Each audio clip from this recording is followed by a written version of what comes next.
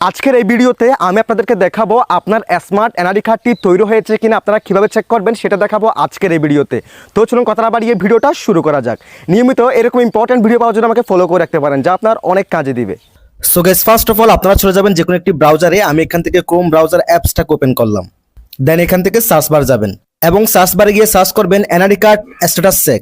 এই যে দেখেন এনআইডি কার্ড স্ট্যাটাস চেক, এটা লিখে সার্চ করে দিবেন।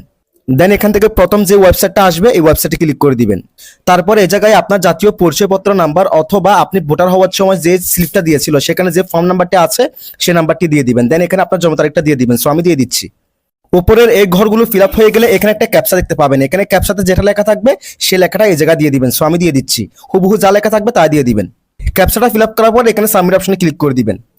এরপর দেখেন আমার ক্ষেত্রে দেখাচ্ছে স্মার্ট কার্ডের কোনো তথ্য পাওয়া যায়নি। যদি আপনার ক্ষেত্রে পাওয়া যায় এখানে সেই স্মার্ট কার্ডের ইনফরমেশন দেখাবে। যদি আমার মতো দেখায় তাহলে মনে করবেন